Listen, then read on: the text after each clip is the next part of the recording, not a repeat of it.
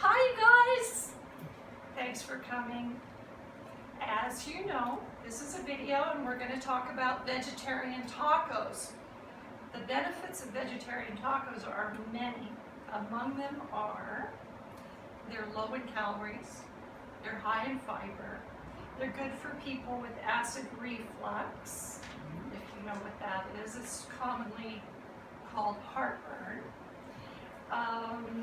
They're also possibly high in protein, depending on what you put in them, and they're good for you. The best part is that they're tasty, especially the way we're going to have them tonight. So I'm going to start first of all with the nutrition presentation that's going to tell you a little bit about the tacos that traditionally you might encounter. Now, this is the traditional food pyramid. And we all had this presented to us when we were in grade school. The food pyramid, it started with, you needed a very small amount of fats, sweets, and oil. You needed milk products, which were considered to be yogurt, milk, and cheese. And balancing that, they had meat, fish, eggs, beans, and poultry. So if you'll see here, these two are about the same amount, and they make up about a fourth of what the food pyramid concludes you need for a healthy diet.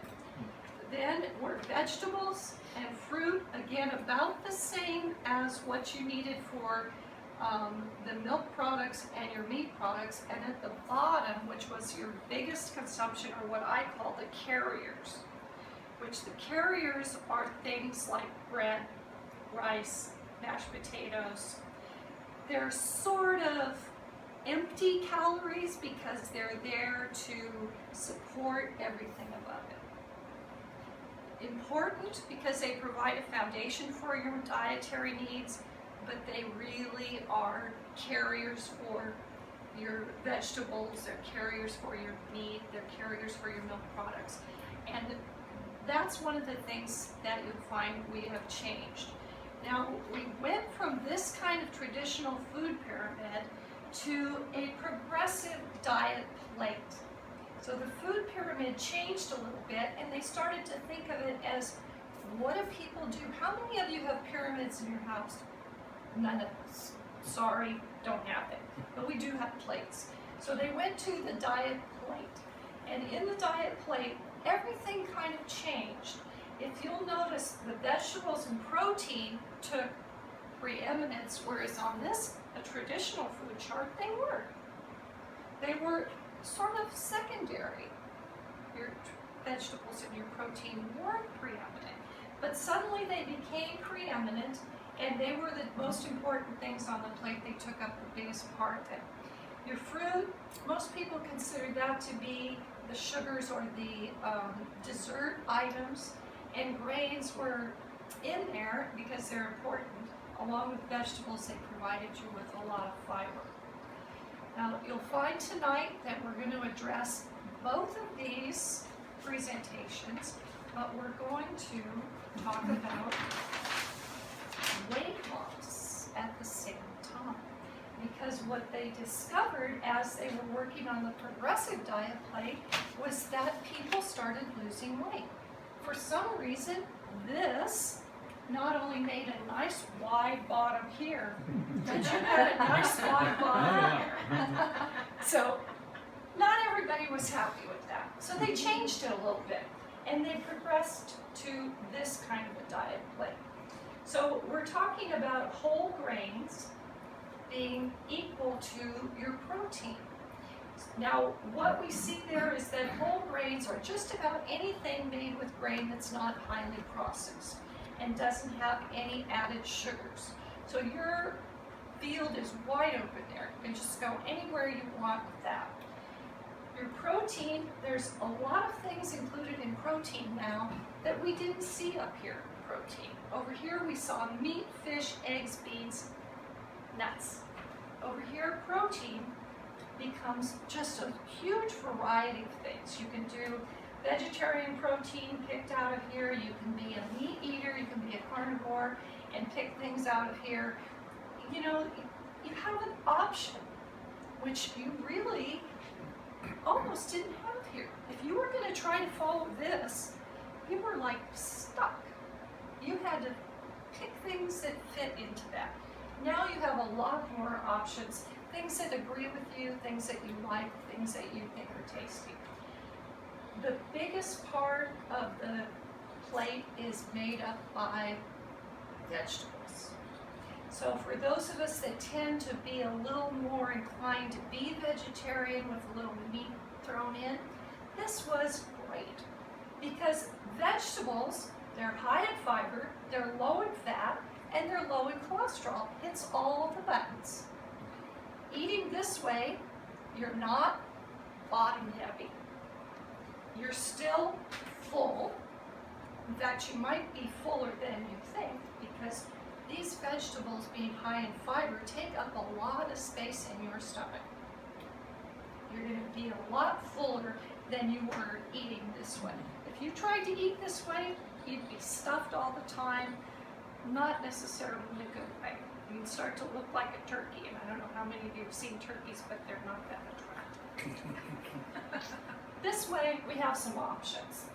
So we're going to work on this as our most current model for where we're going with our food preparation.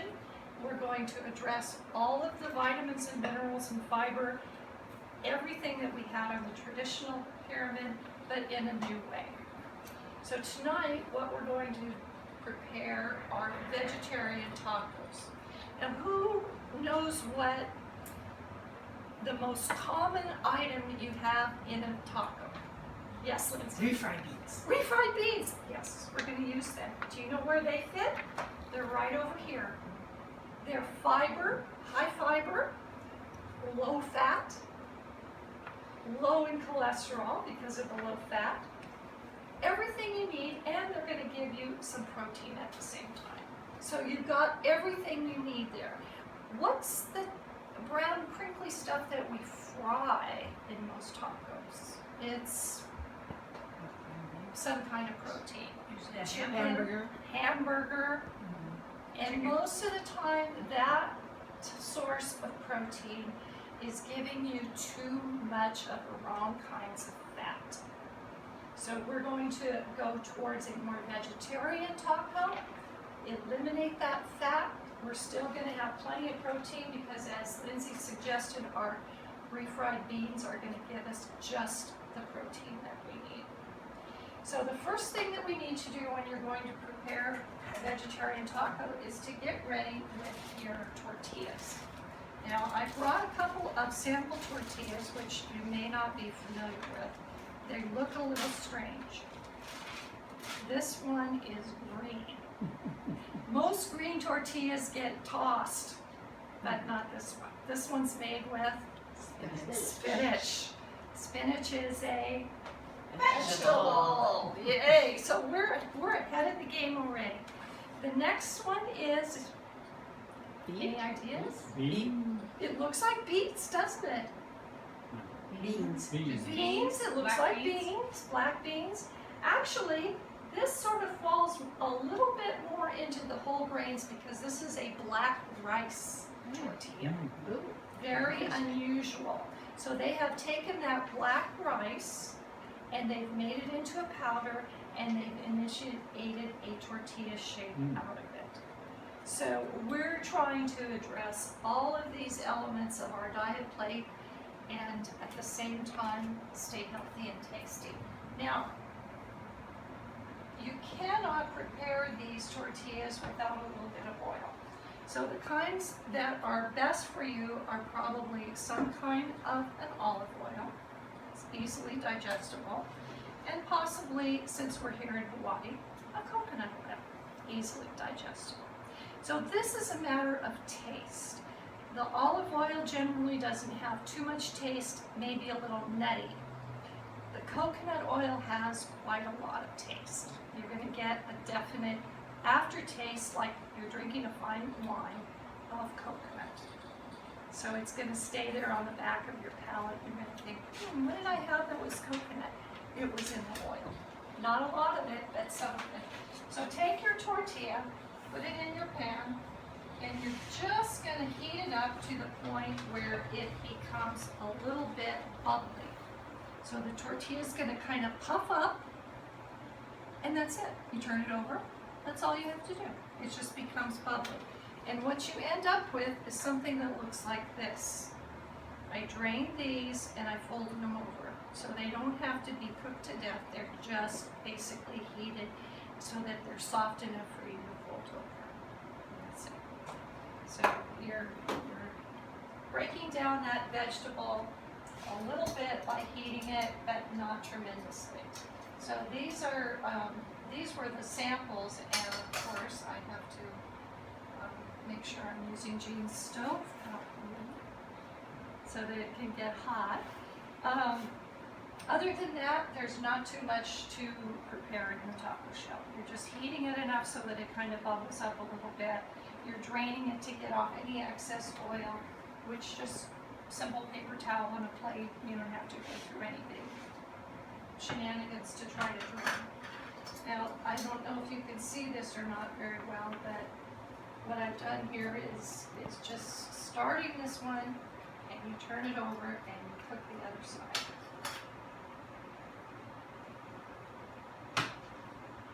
This is probably the longest part of the preparation.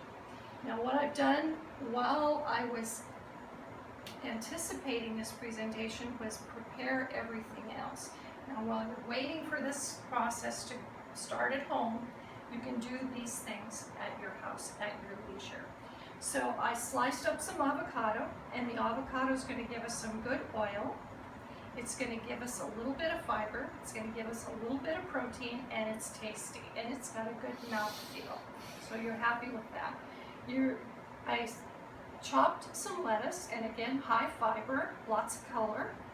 This is jicama, which is a root vegetable, okay, for crunch. Again, mouthfeel, very important.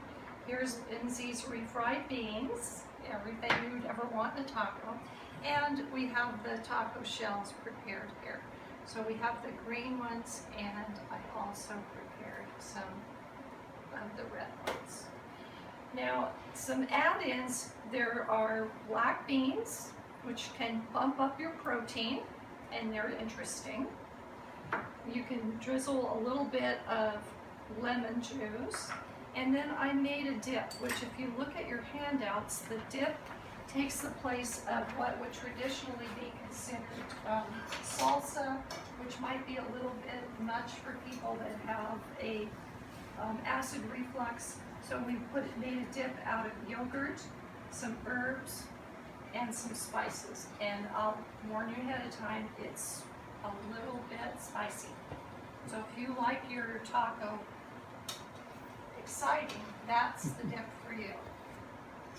Okay, so here's the oil's gotten hot, and as you can see, I just drained this one.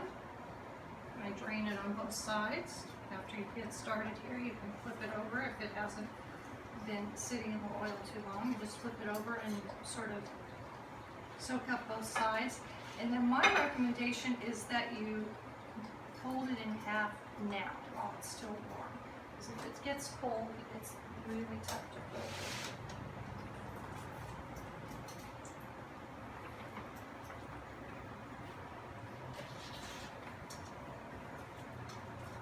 The vegetable tortillas don't crisp up and look as exciting. You can see this one. Can you see the bubbles that are forming here? Mm-hmm. That's telling you that side is cooked enough. They're not quite as exciting as the flour tortillas. Richard, were you excited about the flour tortillas? Like they're from another planet? Yes, Jean. What all is in the spinach tortilla? Is there flour in it? Is there some gluten in it? You know, the spinach tortilla and the black rice tortilla were both in packages from the health food store that said gluten-free. How they made them, I'm not sure. I don't know what they did with the spinach to make those come out the way they did. But you know, I'm just assuming that the product packaging was right. You can see how this one's browned a little bit. That's just a little bit of color on there. So again, we're going to sort of dampen it off, and we're gonna fold it over. Okay, now that we have these cooked, you're ready to start assembling your tortilla. First, you know what we're missing, Richard, is the cheese. So if you could stop that and find the cheese. It was a big dish with the cheese. I don't know where it is. Okay. We're just gonna wing it. It's okay. You can stop it, Jean. It's all right. We can pick up from here. 3, 2, and we're on. As I said, we're going to assemble the taco. I'm going to show you what the process is, and then each of you is going to make your own according to what you think you would like to taste in it. So the first thing we're going to put in is we're going to put in some of the refried beans. And my suggestion is that you just smear them over the bottom.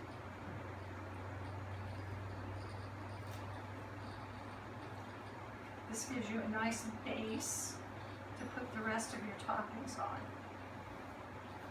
Okay, then your cheese should be going right on top of that refried beans. Now if I was cooking this at home, in my own kitchen, I would put this now into the microwave and I would melt the cheese somewhat. So we're gonna try it. We're gonna see if we actually want to do it here.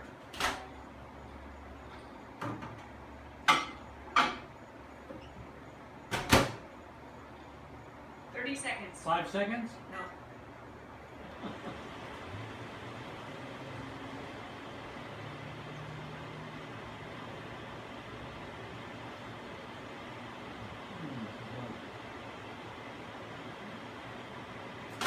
Okay, you don't need to do it a lot, just enough to get you going. And it's perfect. Okay, then you want to put some of your lettuce on here, whatever color or texture you might like. I like to use a little bit of jicama, which is very crunchy, doesn't have a huge amount of taste. An alternate, if you look on the handouts that you could use at this point, is if, say for breakfast you made a frittata or scrambled eggs or something, you could put those on there now. If you had some kind of leftovers, if you had potatoes, you could chop them up into small pieces and sprinkle those on here. Since we're just kind of doing the vegetarian thing, we're going to top it with some of these beans. Put a few of those on there. They show up a lot better on a lighter lettuce than we do on a darker lettuce. Now, avocado, as we said, will really give you a nice mouthfeel. It's really tasty and creamy. Put some of those on top. Now for the piece de resistance, you've got some of that dip that you made and it's very, very tangy and it's delightful. It's just going to make your mouth sing. So if you're trying to stay away from tomato products for some reason, for health reasons, you can use this kind of dip.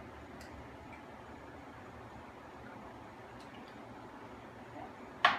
A little bit of lemon, and again, if those of you that have traveled in Central and South America, you know that they put lime and lemon on a great many of their dishes, just for the kick that it gives you. Fold up your taco. And everything you need is in it. You've got protein, you've got vegetables, you've got fiber, you've got everything you need, and they're very colorful and they're tasty. So I want to thank you, and what I'm going to do is open up the taco bar, and you guys can make your own tacos.